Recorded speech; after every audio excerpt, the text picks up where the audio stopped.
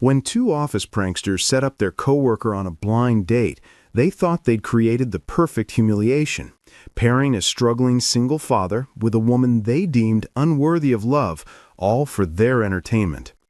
They positioned themselves in the corner with phones ready, expecting discomfort, awkward silence, and a quick exit that would give them months of material. But what unfolded instead was something they never saw coming. One man's choice to see past cruelty, to recognize pain because he'd lived it himself, would turn their ugly joke into the most beautiful beginning. Before we continue, please tell us, where in the world are you tuning in from? We love seeing how far our stories travel. The afternoon sun filtered through the hanging plants at Fireside Brews Café, casting dappled shadows across the wooden tables. Aidan Riley arrived at exactly 2 o'clock. The cafe smelled of fresh coffee and cinnamon, and soft acoustic music played from speakers tucked in corners. He chose a table with a view of the door, his leg bouncing under the table in a rhythm that matched his racing heart. 4 years. It had been 4 years since he'd done anything like this. He glanced at his phone. 2:03 p.m. Across the cafe, partially hidden behind newspapers that seemed oddly anachronistic for 2019, sat Jasper Lane and Kyle Patterson. Aidan noticed them, but thought nothing of it. Columbus wasn't that big. Running into coworkers on weekends happened. At 2:05, the door opened. Aurora Hayes stepped inside, her blonde hair pulled back in a neat bun, wearing a dress that she'd probably changed 3 times before leaving her apartment. Aidan recognized her immediately. Elevator rides, passing in hallways, the occasional nod across the office cafeteria, and her eyes swept the cafe with a mixture of hope and barely concealed anxiety. When she spotted Aidan waving, something flickered across her face. Relief, confusion, fear. She approached slowly, clutching her purse like a shield. "Aidan?" Her voice was soft, uncertain. It's nice to officially meet you." Aidan stood immediately, pulling out her chair. "Please, sit down. Thank you for agreeing to meet me." She sat, and up close he could see the tension in her shoulders, the way her hands trembled slightly as she set her purse down. "I was surprised when I heard you'd asked about me. We've never really talked before." Something in her tone struck him, a warning bell. "Asked about you?" Aidan leaned forward slightly. "Aurora, I'm going to be honest with you. Jasper and Kyle set this up. They told me they had a friend who might be interested in coffee. They didn't tell me it was you specifically, though I'm glad it is."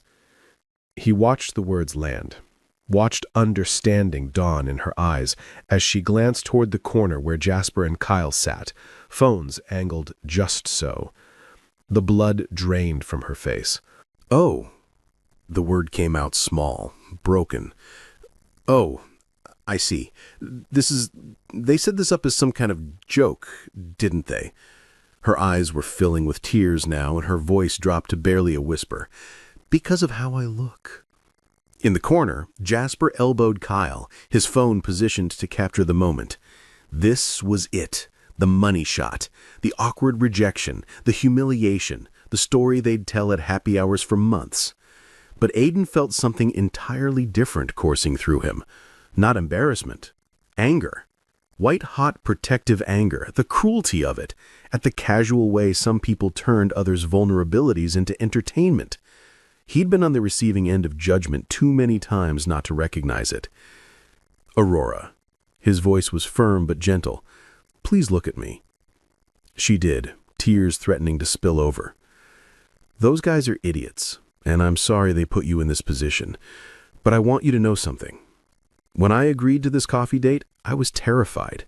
I haven't been on a date in 4 years. When I saw you walk in, do you know what my first thought was?"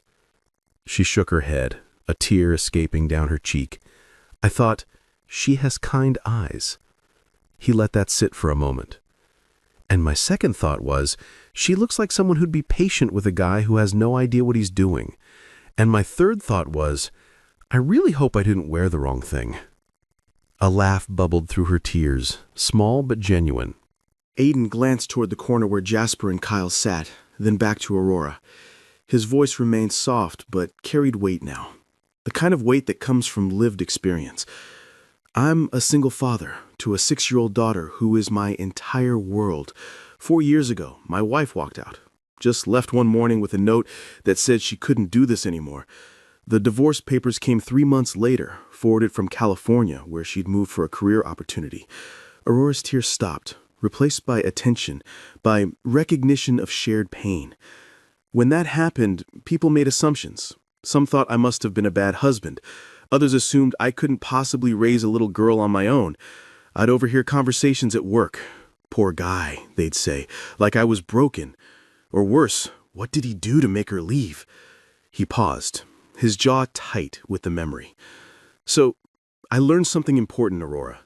The only opinions that matter are the ones from people who take the time to know who you actually are. And right now, those 2 idiots in the corner, he didn't look at them, their opinions are worth exactly nothing. Aurora wiped her eyes with a napkin, her breathing steadying. I'm sorry about your wife, she said quietly. That must have been incredibly hard. Thank you. Aiden leaned back slightly, giving her space to breathe. And I'm sorry about today, about being pulled into whatever game they thought they were playing. But here's the thing, Aurora. We're already here. We both took time out of our Saturdays. He smiled, and it was genuine, reaching his eyes in a way that transformed his face from tired to warm. And I actually would really like to have coffee with you if you're willing to stay. Not because of them, not because of anything except that I genuinely like to get to know you. No pressure, no expectations, just 2 people who could probably both use a friend.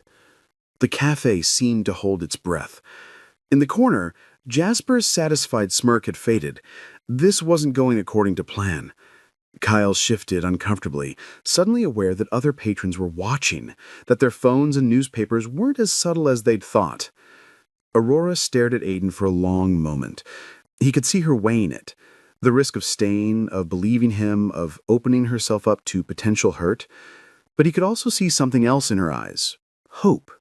The fragile, tentative kind that's been beaten down but refuses to die completely. Finally, she smiled. A real, genuine smile that transformed her entire face. Okay, she said. Yes, I'd like that. And Aiden? She met his eyes directly. Thank you for seeing me. Thank you for giving me a chance. They ordered coffee, a caramel latte for Aurora, black coffee for Aiden, and shared a plate of cranberry scones. The conversation that followed was easier than either expected, flowing naturally despite the awkward beginning. So, accounting. How'd you end up in that field? Aurora's eyes brightened, the way people's do when asked about something they genuinely care about. I love numbers. They're predictable, reliable. They always add up the way they're supposed to. Unlike people. Unlike people. Aiden echoed the weight behind those words. I've been with the company for 7 years, started in data entry, worked my way up to vendor relationships and invoice processing.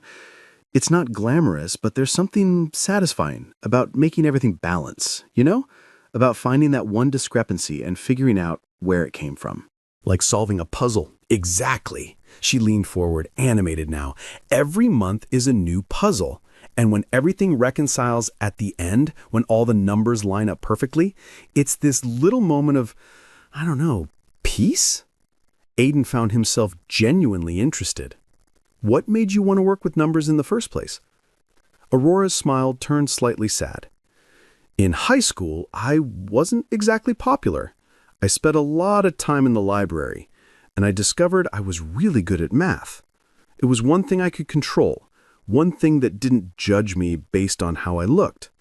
2 plus 2 always equals 4, whether you're pretty or not. The honesty of it hit Aiden hard. He set down his coffee cup. For what it's worth, I think you're beautiful. But more than that, I think people who judge books by their covers miss out on the best stories. Aurora's eyes welled up again, but these were different tears. Tell me about your daughter. What's her name? Delilah. She's 6 years old and she's She's everything. This morning, I took her to ballet class. She's the smallest one there, but she makes up for it with enthusiasm. She spins in the wrong direction half the time, but she does it with complete confidence. Aurora laughed. She sounds precious. She has these mispronunciations that just kill me. She calls spaghetti paschetti and asks for animal crackers at snack time. Yesterday, she told me she wants to be an animal doctor when she grows up because our neighbor's cat had kittens. He paused, his expression softening with memory. She has a tea party every Sunday afternoon with her stuffed animals, complete with different voices and detailed conversations about who has the best manners. Does she know you're here today? I nodded. I dropped her off with my mom before coming here. We have a tradition, pinky promises for everything important. Before I left, she made me promise to pick her up after and get ice cream. I glanced at my watch, surprised to see it was past 3:30. Actually, I should probably text my mom that I'm running a bit late. Don't let me keep you if you need to go, Aurora said quickly. Oh, it's fine. Mom loves spending time with her. I just don't want to be rude. He sent a quick text, then pocketed his phone and looked back at Aurora with a question in his eyes. What do you do outside of work? Besides accounting magic, I mean. I bake, Aurora's smile returned. Elaborate cakes, mostly. I taught myself through online videos and a lot of trial and error. Last month, I made a castle cake for my niece's birthday. 4 layers, fondant turrets, the whole thing. Took me an entire weekend, but her face when she saw it... She trailed off, eyes distant with the memory. That's what makes it worth it. That's incredible. I can barely manage box mix brownies without burning them. It's all about patience and following instructions, kind of like raising a daughter, I imagine. Aiden laughed. If only Delilah came with instructions. Sometimes I feel like I'm figuring it out as I go. Last week she asked me why the sky is blue, and I gave her this whole explanation about light wavelengths and atmosphere. She listened very seriously, then said, Daddy, I think it's blue because that's its favorite color. Smart kid. Too smart sometimes. She asks questions I don't have answers for, like why her mom left. That's the one I still don't know how to answer. There it was, the opening to the deeper story, the wound that hadn't fully healed. You don't have to talk about it if you don't want to, Aurora said gently. No, it's okay. It's part of who I am now. Aiden took a breath. Delilah was 2 when my wife left, just 2 years old. I came home from work one day and there was a note on the kitchen counter. I can't do this anymore. I'm sorry. That was it. She'd packed her things while I was at work, while Delilah was at daycare. Didn't say goodbye to either of us. That's horrible. The first year was the hardest. Delilah kept asking when Mommy was coming home. How do you explain to a 2-year-old that Mommy chose to leave, that she chose something else over us? He blinked hard. Eventually, she stopped asking. Now she barely remembers her. Sometimes that feels like a blessing. Other times it breaks my heart all over again. They sat in silence for a moment, Aurora's hand still on his, both of them processing the weight of old wounds and new understanding. You're a good father, Aurora said finally. That's clear from how you talk about her. Some people would have been bitter, would have let that pain turn them cold. But you didn't. I had to be better. For her. She deserved a parent who chose her, who showed up every single day. I'm not perfect. I burn dinners sometimes. I forget to sign permission slips. I have no idea how to do French braids, but I'm there. That has to count for something. It counts for everything. 2 more hours passed without either of them noticing. Jasper and Kyle had left long ago, their joke having spectacularly backfired, their phones full of footage they'd never use. Other cafe patrons came and went. The afternoon sun shifted, casting golden light through the windows that made the whole cafe feel dreamlike. Aurora told Aiden about her love of mystery novels, how she'd read every Agatha Christie book twice, about her apartment filled with plants she talked to while she baked, about her sister's 3 kids who called her Auntie Rora and fought over who got to help her decorate cakes. Aiden shared stories about single parenthood. The time Delilah's teacher called to say she'd been giving free hugs to anyone who looked sad, and how he'd been simultaneously mortified and proud. The morning she dressed herself for school in a tutu, rain boots, and a superhero cape, refusing to change because this is my power outfit, Daddy. She sounds like she has such a big heart, Aurora observed. The biggest. Sometimes I worry it's too big, that the world will hurt her, but then I think maybe that's exactly what the world needs. More people like her who lead with love instead of fear. As the cafe began to empty and the baristas started wiping down tables, Aiden realized he didn't want this to end. Not yet. Maybe not ever. "Aurora," he said, his voice slightly nervous again, "would you want to do this again? Maybe next time we could actually get dinner?" Hope bloomed across Aurora's face. "I'd really like that, Aiden. I'd like that a lot. And eventually, no pressure, only when you're comfortable, I'd like you to meet Delilah, if that's something you'd be open to. I'd be honored." They exchanged numbers, fingers fumbling slightly with phones as they saved each other's contacts. As they walked out of Fireside Brew's cafe, the evening air cool against their faces, Aiden felt something he hadn't experienced in 4 years. Hope. Not the desperate kind that clings to any possibility, but the quiet, steady kind that says, maybe, just maybe, good things are still possible. Monday morning arrived with the subtlety of a freight train. Aiden walked into the office at his usual time, coffee in hand, mentally preparing for the fallout from Saturday. He didn't have to wait long. Jasper and Kyle were already at their desks, but something was different. They kept their heads down, avoided eye contact. The usual morning banter was conspicuously absent. By 10 o'clock, whispers had spread through the entire office. Multiple coworkers had been at Fireside Brews that Saturday. They'd witnessed the setup, watched Aiden's response, and seen the cruel joke transform into something else entirely. And unlike Jasper and Kyle, these coworkers had phones too, and Instagram accounts, Facebook pages, Twitter feeds. By lunchtime, Mrs. Wallace called Jasper and Kyle into her office. Aiden was at his desk reviewing shipping manifests when he heard raised voices through the closed door. Mrs. Wallace's voice, though muffled, carried the unmistakable tone of severe disappointment. 20 minutes later, both men emerged looking pale. "Aiden?" Mrs. Wallace called from her doorway. "Could I see you for a moment?" Aiden set down his coffee and headed to her office, uncertain what to expect. "Close the door, please." Mrs. Wallace gestured to a chair. She was in her 50s, a no-nonsense woman who'd been with the company for 2 decades. "I want to apologize. I encouraged you to go on that date last week without knowing the full context. I've since learned about the prank that was planned." "It's okay, Mrs. Wallace. It actually turned out it's not okay." Her voice was firm. "What those two did was harassment, not just of you, but of Ms. Hayes in accounting.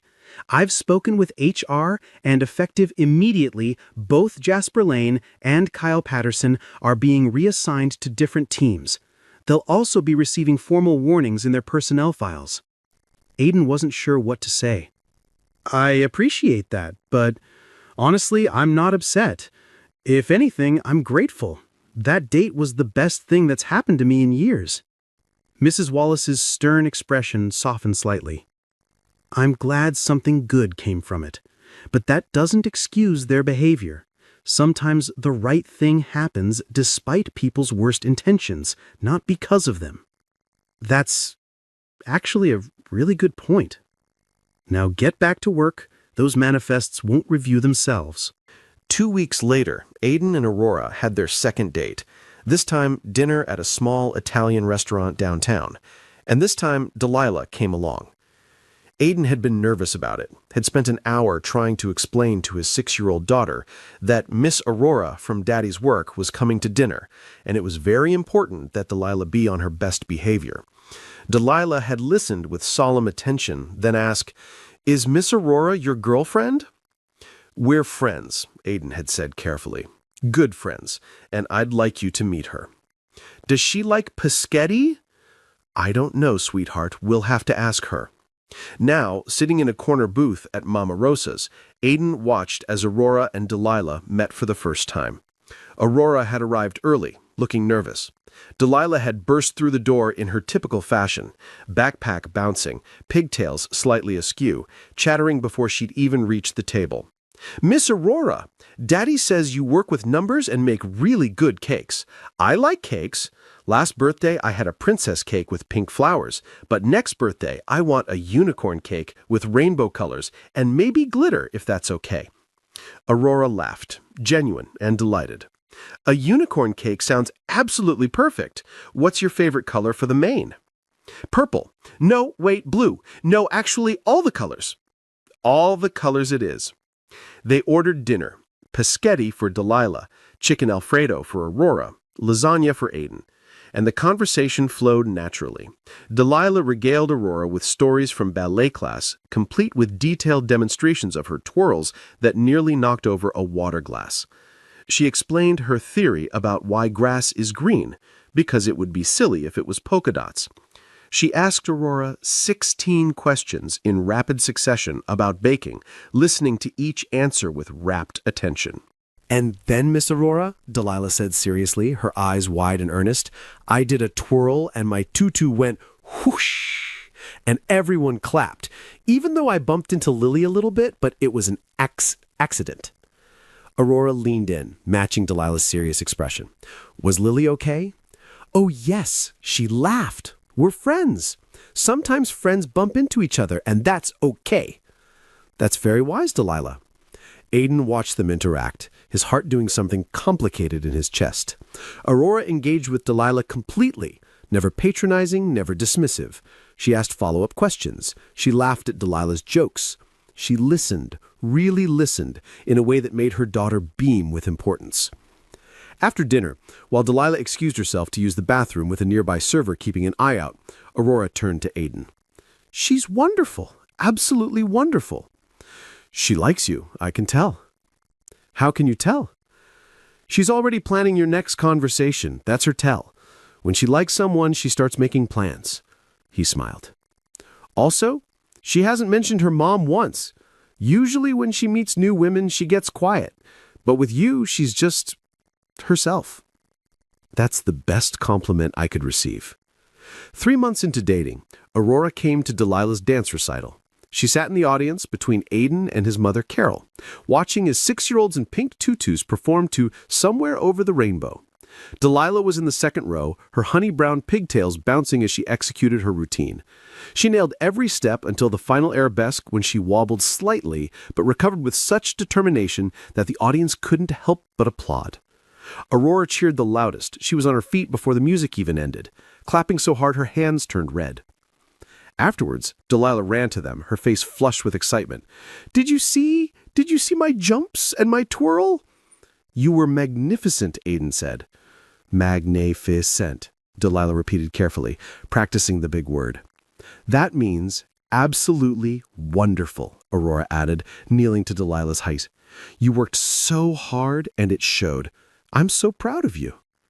Delilah threw her arms around Aurora's neck, a spontaneous gesture of pure affection. Over his daughter's shoulder, Aurora met Aiden's eyes, and he saw tears there, happy ones this time. For Delilah's 7th birthday in November, Aurora outdid herself. She spent an entire weekend creating an elaborate unicorn cake, 4 tiers, fondant mane in every color Delilah had requested, edible glitter that sparkled under the lights, and a chocolate horn wrapped in gold leaf. When Delilah saw it, she screamed, an actual joy-filled scream that had every parent at the party covering their ears and laughing. It's the most beautiful thing I've ever seen, Delilah breathed, her eyes wide as saucers. Miss Aurora, you're magic. Not magic, sweetie, just practice and a lot of love. Can we take a picture with it before we cut it? I want to remember it forever. They took about 30 pictures, Delilah posing with the cake from every angle, Aurora and Delilah together, Aiden joining them, even a few with all the party guests. The cake was almost too beautiful to eat. Almost. Winter came, bringing snow and weekend traditions. Aurora joined Aiden and Delilah for their Saturday morning pancake breakfasts. She taught Delilah how to identify birds at the park. Cardinals, blue jays, robins. They built snowmen in Aiden's small backyard, complete with carrot noses and scarves. One February evening, after Delilah had gone to bed, Aiden and Aurora sat on his couch, hot chocolate warming their hands. "She asked me something today," Aurora said softly, "when you were loading the dishwasher." "What did she ask?" "She wanted to know if I was staying. Not just for the day, if I was staying with you, with both of you." Aiden's heart thumped hard. "What did you tell her?" "I told her that I hoped so, that I cared about both of you very much, and that if you'd have me, I'd like to be part of your family." Aurora looked at him, vulnerability written across her face. "Was that okay? I didn't want to overstep." Aiden set down his mug and took her hands in his. "Aurora, you're not overstepping. You're exactly where you're supposed to be. I know we've only been doing this for a few months, but it feels right. You feel right. Here with us." "I love her," Aurora whispered. "I know that might be too soon to say, but I do, and I love you. I love you too, so much." They kissed, soft and sweet, the kind of kiss that promises tomorrow and the day after that and all the days beyond that. 1 year after that first coffee date, Aiden and Aurora returned to Fireside Brews Café. Delilah was at a sleepover with her best friend Emma, giving them a rare evening alone.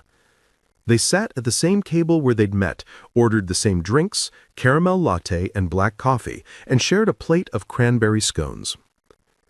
"Do you ever think about that day?" Aurora asked, stirring her latte. "About how terrible it could have been?" "I think about how close I came to missing out on the best thing that ever happened to me. Well, second best. Delilah's still number one." Aurora laughed, as she should be. "But here's what I really think about," Aiden continued, his voice taking on weight. "Those guys thought they were teaching us a lesson about knowing our place, about limiting our expectations.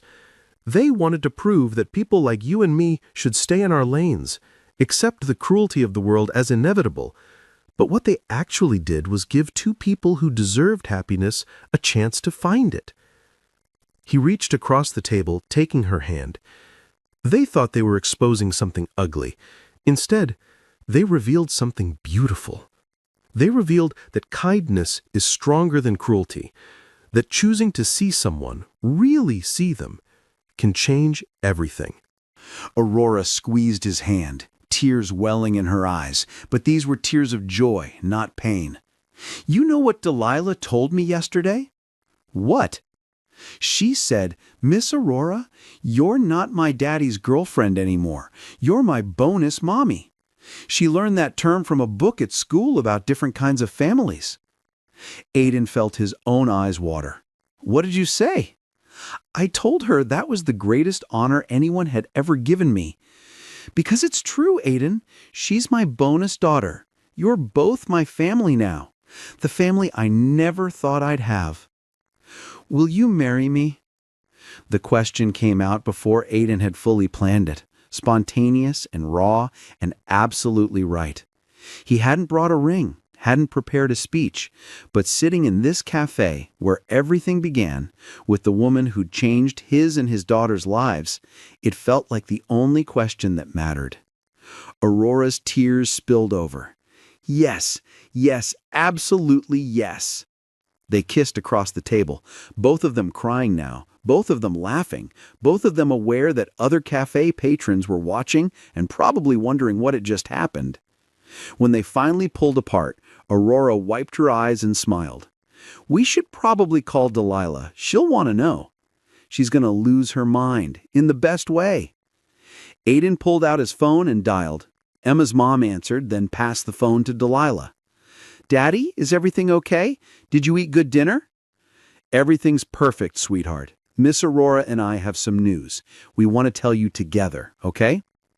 Aiden put the phone on speaker and set it on the table between them. "Hi, Delilah," Aurora said, her voice thick with emotion. "Your daddy just asked me a very important question." "What question?"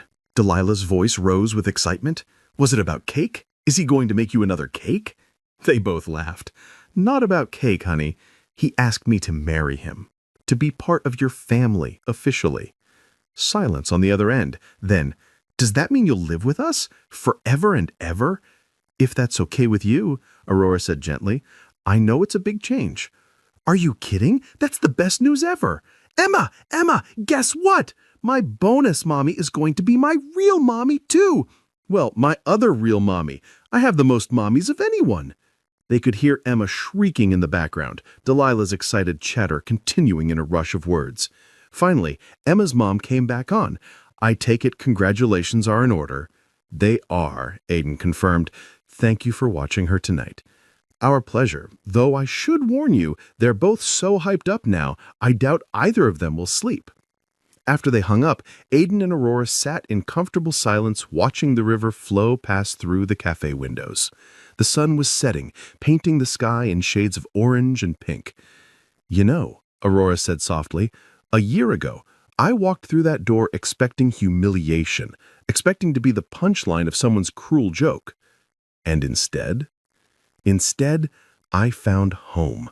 Aiden pulled her close, kissing the top of her head. We both did. 6 months later, on a sunny May afternoon, Aiden and Aurora got married in a small ceremony at a park by the river. Delilah served as flower girl, taking her duties so seriously that she counted each petal as she dropped it down the aisle. She wore a white dress with sparkles and had insisted on wearing her favorite sneakers underneath, just in case we need to run. The guest list was small: Aiden's mother Carol, Aurora's sister and her family, close friends from work, and a few neighbors who'd watched their love story unfold over the past 18 months. When Aurora walked down the aisle, Delilah whispered loudly, "Daddy, she looks like a princess!" She does, sweetheart. She absolutely does. They wrote their own vows. Aurora promised to always save Delilah the biggest piece of cake, to attend every dance recital no matter how busy life got, and to love them both through every season. Aiden promised to see Aurora exactly as she was, beautiful, brilliant, irreplaceable, and to build a life where none of them ever felt invisible again. When the officiant pronounced them married, Delilah cheered so loud that nearby birds took flight. At the reception, held in a restaurant overlooking the river, Aiden gave a toast. A wise person once told me that sometimes the right thing happens despite people's worst intentions, not because of them. My wife and I, he paused, savoring those words, we're proof of that. Two people thought they could make us feel small, but what they didn't realize is that kindness is stronger than cruelty, that choosing to show up with grace, choosing to see someone when the world tries to make them invisible, that's where real love begins. He looked at Aurora, then at Delilah, who was spinning in circles in her flower girl dress, making it flare out. We're a family built on truth, on choosing each other every single day, on understanding that love isn't about finding someone perfect, it's about finding someone who chooses to stay even when things are hard, especially when things are hard. Aurora stood, joining him. And to everyone here, thank you for celebrating this with us. Thank you for being part of our story. Delilah tugged on Aurora's dress. Can I say something too? Of course, sweetheart. Delilah climbed onto a chair so everyone could see her. I just want to say that I have the best bonus mommy in the whole world. She makes the best cakes, she knows all the bird names, and she gives really good hugs, and I love her so much. There wasn't a dry eye in the room. As the evening wound down and fairy lights twinkled overhead, Aiden, Aurora, and Delilah stood together by the river. The same river that had flowed past Fireside Brew's Café 18 months ago, witness to a cruel joke that became the most beautiful beginning. Are you happy, Daddy? Delilah asked, holding both their hands. Happier than I ever been, Pumpkin. Me too. This is the best family ever. Aurora knelt down, pulling Delilah into a hug. You know what the best part is? We chose each other. Every single one of us chose this. That's what makes it special. Delilah thought about this seriously, then nodded. Yeah, choosing is important, like when I choose chocolate ice cream instead of vanilla. It's better, because I picked it. They laughed, the sound carrying across the water, mixing with the evening breeze and the soft murmur of celebration behind them. Sometimes the best love stories don't start with love at first sight or grand romantic gestures. Sometimes they start with a choice to see past cruelty, to recognize pain because you've lived it yourself, to extend grace when the world expects judgment. Sometimes they start with two broken people finding out they fit together perfectly. With a 6-year-old girl who has room in her heart for everyone who loves her daddy. With a single father who learned that his worth isn't determined by who chose to leave, but who chooses to stay. And sometimes the best love stories start in a café on an ordinary Saturday afternoon when someone decides that the only opinions that matter are the ones from people who take the time to know who you really are. Aiden, Aurora, and Delilah walked back to their celebration, hand in hand in hand, a family that wasn't supposed to exist, but did anyway. Beautiful, imperfect, and absolutely real. Because at the end of the day, that's what love is. Choosing to show up. Choosing to stay. Choosing to see someone exactly as they are and deciding that's more than enough. It's always been more than enough.